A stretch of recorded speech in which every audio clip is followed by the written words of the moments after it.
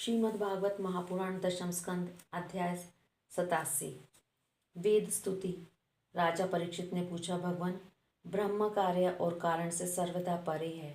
रज, सत्व और तम ये तीनों गुण उसमें है ही नहीं। मन और वाणी से संकेत रूप में भी उसका निर्देश नहीं किया जा सकता। दूसरी ओर समस्त श्रुतियों का विषय गुण ही है। वे जिस विषय का वर्णन करती हैं उसके गुण, जाति, क्रिया अथवा रूढ़ि का ही निर्देश करती हैं। ऐसी स्थिति में श्रुतियां निर्गुण ब्रह्म का प्रतिपादन किस प्रकार करती हैं, क्योंकि निर्गुण वस्तु का स्वरूप तो उसकी पहुंच के परे है। श्री सुखदेव जी कहते हैं, परीक्षित, भगवान सर्वशक्तिमान और गुणों के निधान हैं। श्रुतियां स्पष्टतः सगुण का ही निरूपण करती हैं, परंतु विचार करने पर उनका तात्पर्य निर्गुण ही निकलता है।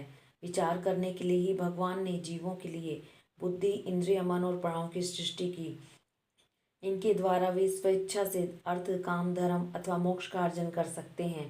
प्राणों के द्वारा जीवन धारण, श्रवण आदि, इंद्रियों के द्वारा महावाक्य आदि का श्रवण, मन के द्वारा मनन और बुद्धि के द्वारा निश्चय करने पर श्रुतियों के तात्पर्य निर्गुण स्वरूप का साक्षात्कार हो जाता है। इसलिए श्रुतियां सगुण का प्रतिपादन करने पर भी वस्तुतः निर्गुण परक हैं। ब्रह्मा का प्रतिपादन करने वाली उपनिषद का यही स्वरूप है। इसे पूर्वजों के भी पूर्वज सनकादिक ऋषियों ने आत्मनिश्चय के द्वारा धारण किया है। जो भी मनुष्य इसे श्रद्धापूर्वक धारण करता है वह बंधन के कारण समस्त उपाधियों, अनात्म भावों से मुक्त होकर अपने परम कल्याण स्वरूप परमात्मा को प्राप्त हो जाता है। इस विषय में मैं तुम्हें एक गाथा सुनाता हूँ। उस गाथा के साथ स्वयं भगवान नारायण का संबंध है। वह गाथा देव ऋषि नारद और ऋषि श्रेष्ठ नारायण का संवाद है। एक समय की बात है, भगवान के प्यारे भक्त देव ऋषि नारद जी विभिन्न लोकों में विचरण करते हुए सनातन ऋषि भगवान नारायण का दर्शन करने के लिए बद्री का आश्रम गए। भगवान नारायण मनुष्य के अभ्युदय और परम निश्रेयस के लिए इस भारतवर्ष में कल्प के प्रारंभ से ही धर्म, ज्ञान और संयम के साथ महान तपस्या कर रहे हैं।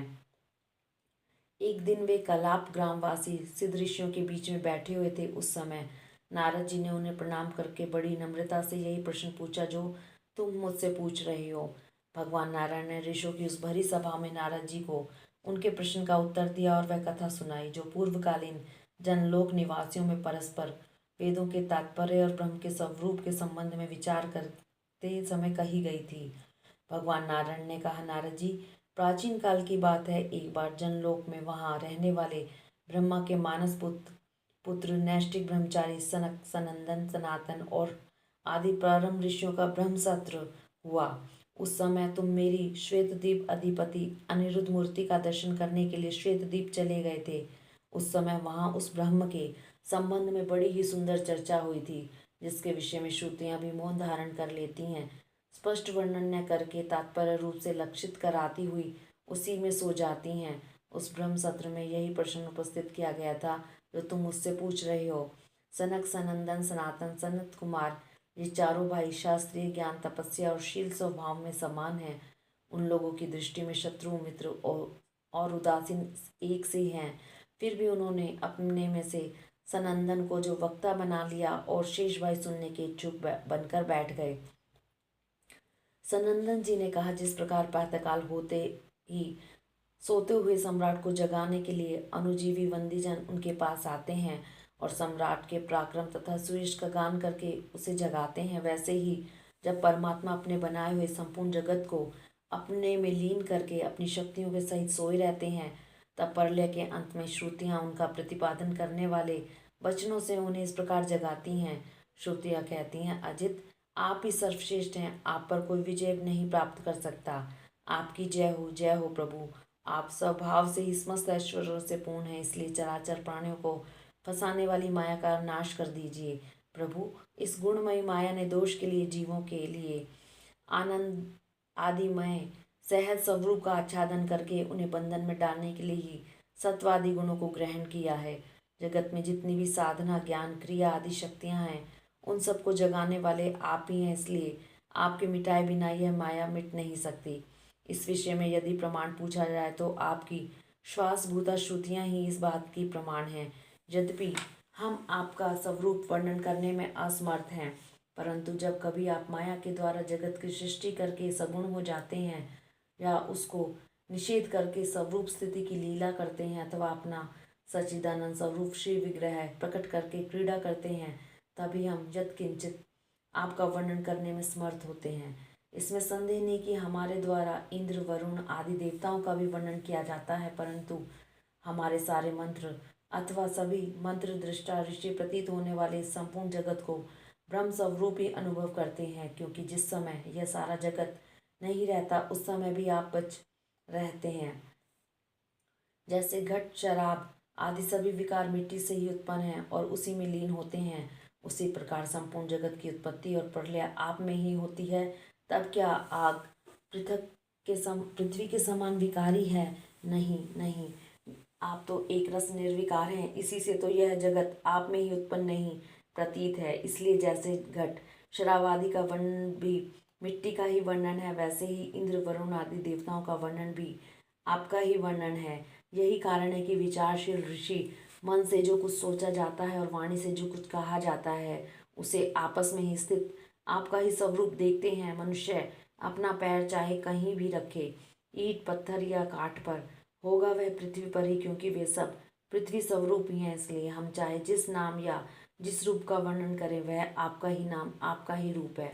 भगवान, लोग सत्व, रजतम इन 3 गुणों की माया से बने हुए अच्छे बुरे भावों या अच्छी बुरी क्रियाओं में उलझ जाया करते हैं, परंतु आप तो उस माया नटी के स्वामी, उसको नचाने वाले हैं। इसलिए विचारशील पुरुष आपकी लीला कथा के अमृत सागर में गोते लगाते रहते हैं और इस प्रकार अपने सारे ताप पाप को तो बहा देते हैं। क्यों ना हो आपकी लीला कथा सभी जीवों के मायामल को नष्ट करने वाली जो है।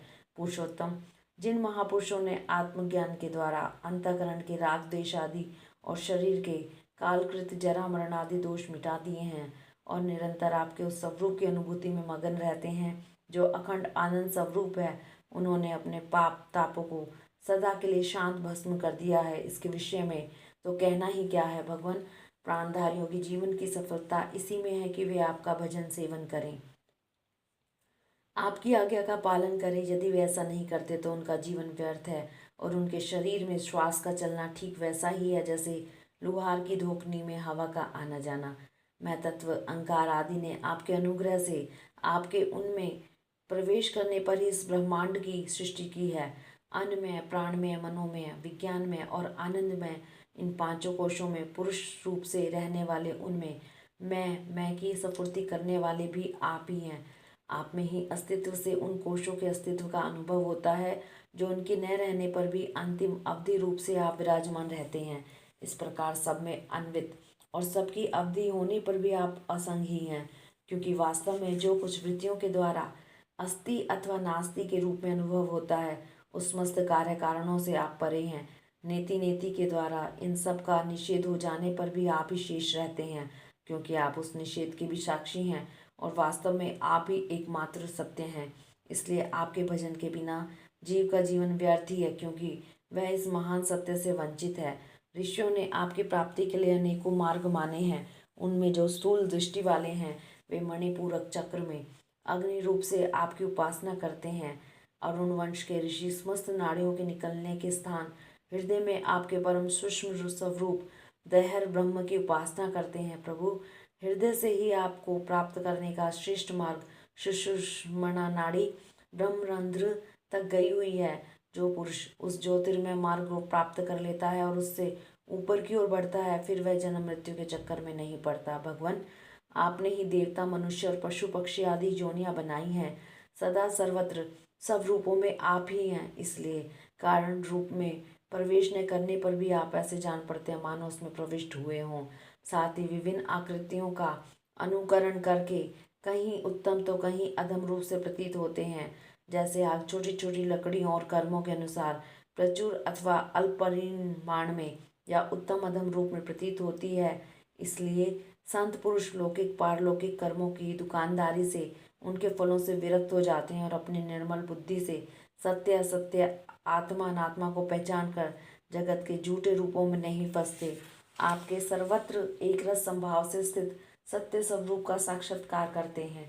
प्रभु, जीव जिन शरीरों में रहता है वे उसके कर्म के द्वारा निर्मित होते हैं और वास्तव में उन शरीरों के कार्य कारण रूप आवरणों से वह रहित है, क्योंकि वस्तुतः उन आवरणों की सत्ता ही नहीं है।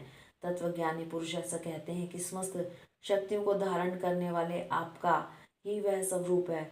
स्वरूप होने के कारण अंश न होने पर भी उसे अंश कहते हैं और निर्मित न होने पर भी निर्मित कहते हैं।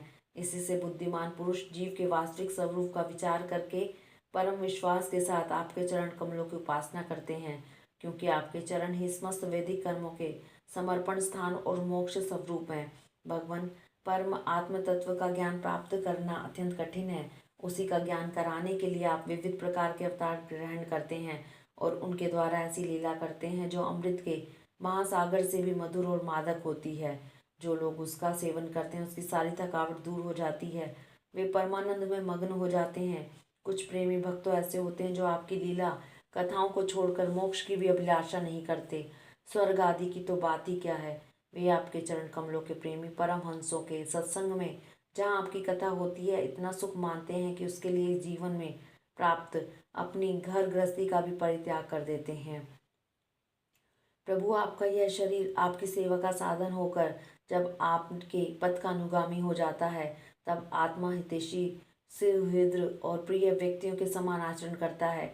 आप जीव के सच्चे हितैषी प्रियतम और आत्मा ही हैं और सदा सर्वदा जीव को अपनाने के लिए तैयार भी रहते हैं। इतनी सुगमता होने पर तथा अनुकूल मानव शरीर को पाकर भी लोग संख्या भाव आदि के द्वारा आपकी उपासना नहीं करते, आप में नहीं रमते, बल्कि इस अविनाशी और असत शरीर तथा उसके संबंधियों में ही रम जाते हैं, उन्हीं की उपासना करने लगते हैं। इस प्रकार अपने आत्मा का हनन करते हैं, उसे अधोगति में पहुंचाते हैं। भला यह कितने कष्ट की बात है। इसका फल यह होता है कि उनकी सारी वृत्तियां, सारी वासनाएं शरीर आदि में ही लग जाती हैं और फिर उनके अनुसार उनको पशु पक्षी आदि के न जाने कितने बुरे बुरे शरीर ग्रहण करने पड़ते हैं और इस प्रकार अत्यंत भयावह जन्म मृत्यु रूप संसार में भटकना पड़ता है। प्रभु, बड़े बड़े विचारशील योगी यति अपने प्राण मन और इंद्रियों को वश में करके दृढ़ योगाभ्यास के द्वारा हृदय में आपकी उपासना करते हैं, परंतु आश्चर्य की बात तो यह है कि उन्हें जिस पद की प्राप्ति होती है उसी की प्राप्ति उन शत्रुओं को भी हो जाती है जो आपसे वैर भाव रखते हैं, क्योंकि स्मरण तो वे भी करते हैं। कहाँ तक कहें भगवान, वे स्त्रियां जो अज्ञानवश आपको परिच्छिन्न मानती हैं और आपकी शेषनाग के समान मोटी लंबी तथा सुकुमार भुजाओं के प्रति काम भाव से आसक्त रहती हैं, जिस परम पद को प्राप्त करती हैं वही पद हम श्रुतियों को भी प्राप्त होता है। यद्यपि हम आपको सदा सर्वदा एक रस अनुभव करती हैं और आपके चरणारविंद का मकरंद पान करती रहती हैं, क्यों ना हो। आप समदर्शी जो हैं, आपकी दृष्टि में उपासक के परिचिन या अपरिचिन भाव में कोई अंतर नहीं है। भगवान, आप अनादि और अनंत हैं, जिसका जन्म और मृत्यु काल में सीमित है वह भला आपको कैसे जान सकता है। स्वयं ब्रह्मा जी, निवृत्ति परायण सनकादि तथा प्रवृत्ति परायण मरीचि आदि भी बहुत पीछे आपसे ही उत्पन्न हुए हैं। जिस समय आप सबको समेट कर सो जाते हैं उस समय ऐसा कोई साधन नहीं रह जाता जिससे उनके साथ ही सोया हुआ जीव आपको जान सके, क्योंकि उस समय न तो आकाश आदि स्थूल जगत रहता है और न तो महत्वादी सूक्ष्म जगत। इन दोनों से बने हुए शरीर और उनके निमित्त क्षण मुहूर्त आदि काल के अंग भी नहीं रहते। उस समय कुछ भी नहीं रहता, यहाँ तक कि शास्त्र भी आप में ही समा जाते हैं। प्रभु, कुछ लोग मानते हैं कि असत जगत की उत्पत्ति होती है और कुछ लोग कहते हैं सतरूप दुखों का नाश करने पर मुक्ति मिलती है। दूसरे लोग आत्मा को अनेक मानते हैं, तो कई लोग कर्म के द्वारा प्राप्त होने वाले लोक परलोक रूप व्यवहार को सत्य मानते हैं। इसमें संदेह नहीं कि ये सभी बातें भ्रममूलक हैं। वे आरोप करते हैं कि ऐसा उपदेश करते हैं पुरुष त्रिगुण में है। इस प्रकार का भेदभाव केवल अज्ञान से ही होता है और आप अज्ञान से सर्वदा परे हैं, इसलिए ज्ञान स्वरूप आप में किसी प्रकार का भेदभाव नहीं है। यह त्रिगुणात्मक जगत मन की कल्पना मात्र है। केवल यही नहीं, परमात्मा और जगत से पृथक प्रतीक होने वाला पुरुष भी कल्पना मात्र ही है। इस प्रकार वास्तव में असत होने पर भी अपने सत्य अधिष्ठान आपकी सत्ता के कारण यह सत्य सा प्रतीत हो रहा है। इसलिए भोक्ता भोग्य और दोनों के संबंध को सिद्ध करने वाली इंद्रियां आदि जितने भी जगत हैं, सबको आत्मज्ञानी पुरुष आत्म रूप से सत्य ही मानते हैं। सोने से बने हुए कड़े कुंडल आदि स्वर्ण रूप ही तो हैं, इसलिए उनको इस रूप में जानने वाले पुरुष उन्हें छोड़ना नहीं। ये वह समझता है कि यह भी सोना है। इसी प्रकार यह जगत आत्मा में ही कल्पित, आत्मा से ही व्याप्त है, इसलिए आत्मज्ञानी पुरुष इसे आत्म रूप ही मानते हैं। भगवान, जो लोग यह समझते हैं कि आप समस्त प्राणियों और पदार्थों के अधिष्ठान हैं, सबके आधार हैं और सर्वात्म भाव से आपका भजन सेवन करते हैं, वे मृत्यु को समझकर उसके सिर पर लात मारते हैं अर्थात उस पर विजय प्राप्त कर लेते हैं। जो लोग आपसे विमुख हैं वे चाहे जितने बड़े विद्वान हों, उन्हें आप कर्मों का प्रतिपादन करने वाली श्रुतियों से पशुओं के समान बांध लेते हैं। इसके विपरीत जिन्होंने आपके साथ प्रेम का संबंध जोड़ रखा है, वे न केवल अपने को बल्कि दूसरों को भी पवित्र कर देते हैं, जगत के बंधन से छुड़ा देते हैं। ऐसा सौभाग्य भला आपसे विमुख लोगों को कैसे प्राप्त हो सकता है? प्रभु, आप मन, बुद्धि और इंद्रिय आदि करणों से, चिंतन, कर्म आदि के साधनों से सर्वदा रहित हैं, फिर भी आप समस्त अंतःकरण और बाह्यकरणों की शक्तियों से सदा सर्वदा संपन्न हैं। आप स्वतः सिद्ध ज्ञानवान स्वयं प्रकाश हैं, अतः कोई काम करने के लिए आपको इंद्रियों की आवश्यकता नहीं है। जैसे छोटे छोटे राजा अपनी अपनी प्रजा से कर लेकर स्वयं अपने सम्राट को कर देते हैं, वैसे ही मनुष्य के पूज्य देवता और देवताओं के पूज्य ब्रह्म आदि भी अपने अधिकृत प्राणियों से पूजा स्वीकार करते हैं और माया के अधीन होकर आपकी पूजा करते रहते हैं। वे इस प्रकार आपकी पूजा करते हैं कि आपने जहाँ जो कर्म करने के लिए उन्हें नियुक्त कर दिया है, वे आपसे भयभीत रहकर वहीं वह काम करते रहते हैं। नित्य मुक्त आप माया अतीत हैं, फिर भी जब अपने इक्षण मात्र से, संकल्प मात्र से माया के साथ क्रीड़ा करते हैं, तब आपका संकेत पाते ही जीवों के सूक्ष्म शरीर और उनके सुप्त कर्म संस्कार जग जाते हैं और चराचर प्राणियों की उत्पत्ति होती है। प्रभु, आप परम दयालु हैं। आकाश के समान सब में सम होने के कारण न तो कोई आपका अपना है और न कोई पराया। वास्तव में तो आपके स्वरूप में मन और वाणी की गति ही नहीं है। आप में कार्य कारण रूप प्रपंच का अभाव होने से बाह्य दृष्टि से आप शून्य के समान ही ज्ञान जान पड़ते हैं, परंतु उस दृष्टि के भी अधिष्ठान होने के कारण आप परम सत्य हैं। भगवान, आप नित्य एक रस हैं। यदि जीव असंख्य हो और सबके सब नित्य एवं सर्वव्यापक हों, तब तो वे आपके समान ही रह जाएंगे।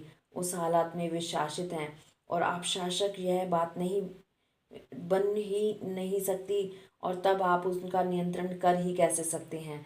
उनका नियंत्रण आप तभी कर सकते हैं जब वे आपसे उत्पन्न एवं आपकी अपेक्षा न्यून हो। इसमें संदेह नहीं कि ये सब के सब जीव तथा इनकी एकता या विभिन्नता आपसे ही उत्पन्न हुई है, इसलिए आप उनमें कारण रूप से रहते हुए भी उनके नियामक हैं। वास्तव में आप उनमें समरूप से स्थित हैं, परंतु यह जाना नहीं जा सकता कि आपका वह स्वरूप कैसा है, क्योंकि जो लोग ऐसा समझते हैं कि हमने जान लिया, उन्होंने वास्तव में आपको नहीं जाना। उन्होंने तो केवल अपनी बुद्धि के विषय को जाना है, जिससे आप परे हैं, और साथ ही मति के द्वारा जितनी वस्तुएं जानी जाती हैं, वे मतियों की भिन्नता के कारण भिन्न भिन्न होती हैं। इसलिए उनकी दुष्टता एक मत के साथ दूसरे मत का विरोध प्रत्यक्ष ही है।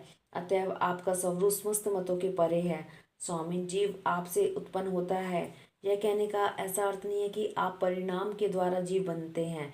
सिद्धांत तो यह है कि प्रकृति और पुरुष दोनों ही अजन्मा हैं, अर्थात उनका वास्तविक स्वरूप है जो आप हैं, कभी वृत्तियों के अंदर उतरता नहीं, जन्म नहीं लेता।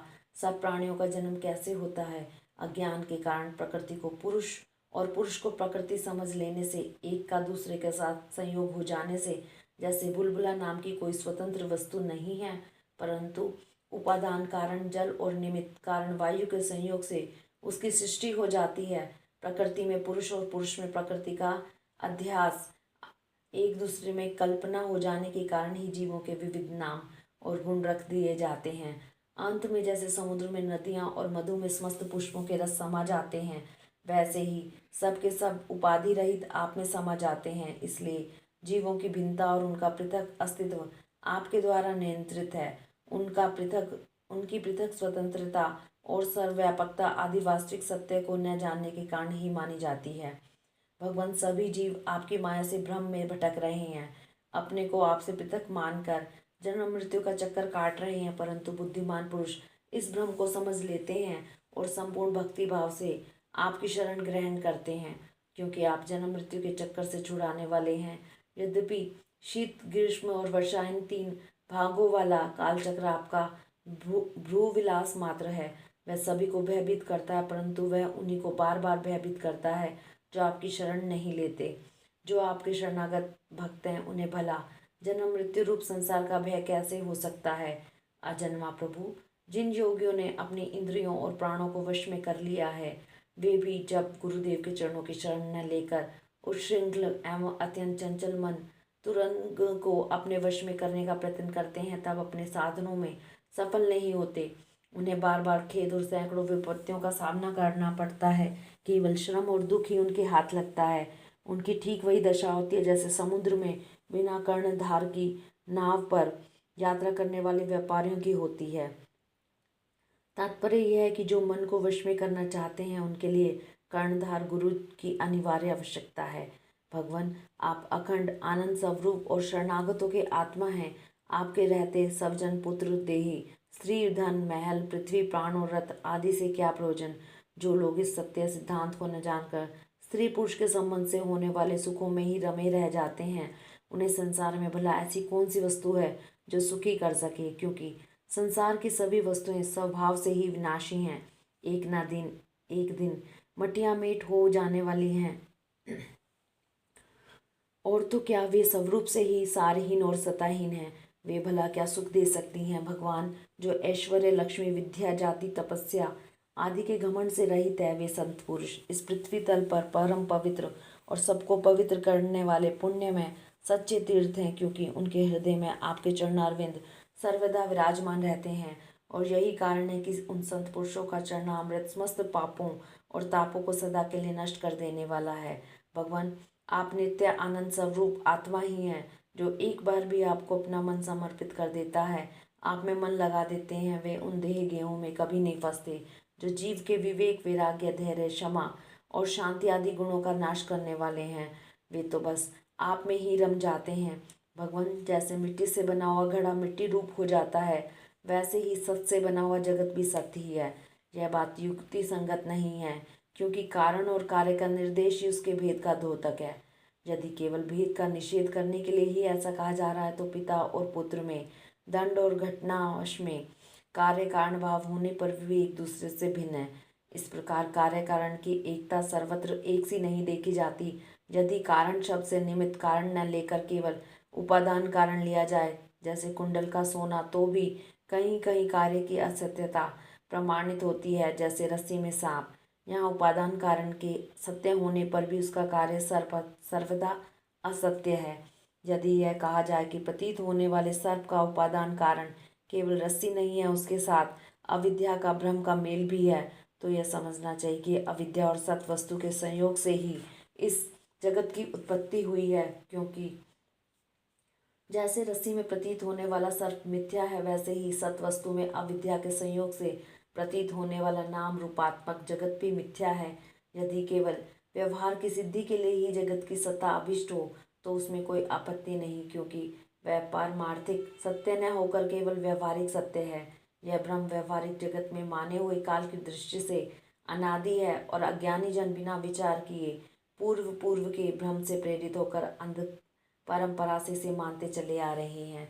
ऐसी स्थिति में कर्म फल को सत्य बतलाने वाली श्रुतियां केवल उन्हीं लोगों को भ्रम में डालती हैं जो कर्म में जड़ रहे हैं, और यह नहीं समझते कि इसका तात्पर्य कर्म फल की नियतता बतलाने में नहीं, बल्कि उसकी प्रशंसा करके उन कर्मों में लगाने में है। भगवान, वास्तविक बात तो यह है कि यह जगत उत्पत्ति के पहले नहीं था और प्रलय के बाद भी नहीं रहेगा। इससे यह सिद्ध होता है कि यह बीच में भी एक रस परमात्मा में मिथ्या ही प्रतीत हो रहा है। इसी से हम श्रुतियां इस जगत का वर्णन ऐसी उपमा देकर करती हैं, जैसे मिट्टी में घड़ा, लोहे में शस्त्र और सोने में कुंडल आदि नाम मात्र हैं। वास्तव में मिट्टी लोहा सोना ही है। वैसे ही परमात्मा में वर्णित जगत नाम मात्र है, सर्वदा मिथ्या और मन की कल्पना है। इसे ना समझ मूर्ख ही सत्य मानते हैं। भगवान, जब जीव माया से मोहित होकर अविद्या को अपना लेता है, उस समय उसके स्वरूप भूत आनंद आदि गुण ढक जाते हैं। वह गुणजन्य वृत्तियों इंद्रियों और देहों में फंस जाता है तथा उन्हीं को अपना आपा मानकर उनकी सेवा करने लगता है। अब उनकी जन्म मृत्यु में अपनी जन्म मृत्यु मानकर उनके चक्कर में पड़ जाता है। परंतु प्रभु, जैसे सांप अपने केंचुअल से कोई संबंध नहीं रखता, उसे छोड़ देता है, वैसे ही आप माया अविद्या से कोई संबंध नहीं रखते, उसे सदा सर्वदा छोड़ते रहते हैं। इसी से आपके संपूर्ण ऐश्वर्य सदा सर्वदा आपके साथ रहते हैं। अणिमा आदि अष्ट सिद्धियों से युक्त परम ऐश्वर्य से आपकी स्थिति है। इसी से आपका ऐश्वर्य, धर्म, यश, श्री, ज्ञान और वैराग्य अपरिमित है, अनंत है। वह देश, काल और वस्तुओं की सीमा से आबद्ध नहीं है। भगवान, यदि मनुष्य योगी यति होकर भी हृदय की विषय वासनाओं को उखाड़ नहीं फेंकते तो उन असाधनों के लिए आप हृदय में रहने पर भी वैसे ही दुर्लभ हैं जैसे कोई अपने गले में मणि पहने हुए हो, परंतु उसकी याद न रहने पर उसे ढूंढता फिरे इधर उधर। जो साधक अपनी इंद्रियों को तृप्त करने में ही लगे रहते हैं, विषयों से विरक्त नहीं होते, उन्हें जीवन भर और जीवन के बाद भी दुख ही दुख भोगना पड़ता है, क्योंकि वे साधक नहीं, दम्भी हैं। एक तो अभी उन्हें इस मृत्यु से छुटकारा नहीं मिला, लोगों को रिझाने, धन कमाने आदि के कलेश उठाने पड़ रहे हैं, और दूसरे आपका स्वरूप न जानने के कारण अपने धर्म कर्म का उल्लंघन करने से परलोक में नरक आदि प्राप्त होने का भय ही बना रहता है। भगवान, आपके वास्तविक स्वरूप को जानने वाले पुरुष आपके दिए हुए पुण्य और पाप कर्मों के फल, सुख एवं दुखों को नहीं जानते, नहीं भोगते। वह भोग्य और उपभोक्तापन के भाव से ऊपर उठ जाता है। उस समय विधि निषेध के प्रतिपादक अस्त्र शस्त्र भी जिससे निवृत्त हो जाते हैं, क्योंकि वे देह अभिमानियों के लिए हैं। उनकी ओर तो उनका ध्यान भी नहीं जाता। जिसे आपके स्वरूप का ज्ञान नहीं हुआ है, वह भी यदि प्रतिदिन आपके प्रत्येक युग में की गई हुई लीलाओं, गुणों का गुणगान कर कर कर सुन सुनकर आप उनके द्वारा आपको अपने हृदय में बैठा लेता है, तो अनंत अचिंत्य दिव्य गुण गणों के निवास स्थान प्रभु आपका वह प्रेमी भक्त भी पाप पुण्यों के फल, सुख दुखों और विधि निषेधों से अतीत हो जाता है, क्योंकि आप ही उनकी मोक्ष स्वरूप गति हैं। परंतु इन ज्ञानी और प्रेमियों को छोड़कर और सभी शास्त्र बंधन में हैं तथा वे उसका उल्लंघन करने पर दुर्गति को प्राप्त होते हैं। भगवान, स्वर्ग आदि लोकों के अधिपति इंद्र, ब्रह्मा प्रभृति भी आपकी था आपका पार न पा सके, और आश्चर्य की बात तो यह है कि आप भी उसे नहीं जानते, क्योंकि जब अंत है ही नहीं तब कोई जानेगा कैसे। प्रभु, जैसे आकाश में हवा से धूल के नन्हे नन्हे कण उड़ते रहते हैं, वैसे ही आप में काल के वेग से अपने से उत्तरोत्तर 10 गुने 7 आवरणों के सहित असंख्य ब्रह्मांड एक साथ ही घूमते रहते हैं। तब भला आपकी सेवा कैसे मिले। हम श्रुतियाँ भी आपके स्वरूप का साक्षात वर्णन नहीं कर सकती। आपके अतिरिक्त वस्तुओं का निषेध करते करते अंत में आपका भी निषेध कर देती हैं और आप में ही अपनी सत्ता खोकर सफल हो जाती हैं।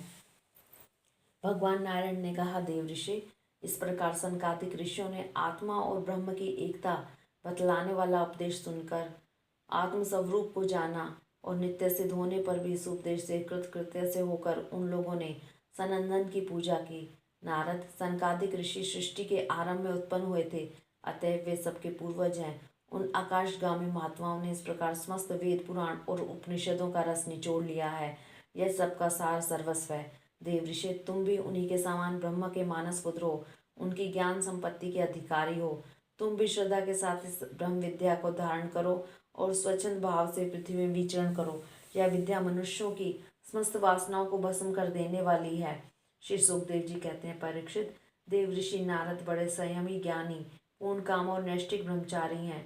वे जो कुछ सुनते हैं उन्हें उसकी धारणा हो जाती है। भगवान नारायण ने उन्हें जब इस प्रकार उपदेश दिया तब उन्होंने बड़ी श्रद्धा से उसे ग्रहण किया और उनसे यह कहा, भगवान, आप सच्चिदानंद स्वरूप श्री कृष्ण हैं। आपकी कीर्ति परम पवित्र है। आप समस्त प्राणियों के परम कल्याण मोक्ष के लिए कमनीय हैं। कल अवतार धारण किया करते हैं। मैं आपको नमस्कार करता हूँ। इस प्रकार महात्मा देव ऋषि, नारद आदि ऋषि भगवान नारायण को और उनके शिष्यों को नमस्कार करके स्वयं मेरे पिता श्री कृष्ण द्वैपायन के आश्रम पर गए। भगवान वेदव्यास ने उनका यथोचित सत्कार किया।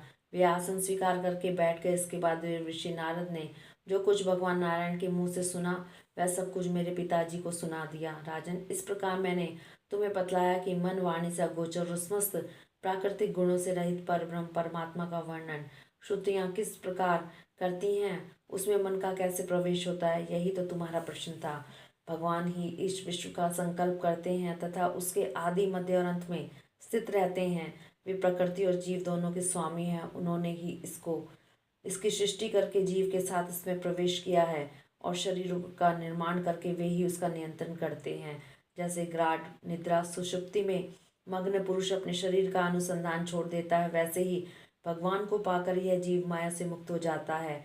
भगवान ऐसे विशुद्ध केवल चिन्ह मात्र तत्व हैं कि उनमें जगत के कारण माया तथा प्रकृति का रत्ती भर भी अस्तित्व नहीं है। वे ही वास्तव में अभय स्थान है। उनका चिंतन निरंतर करते रहना चाहिए। हरिओम तत्सत।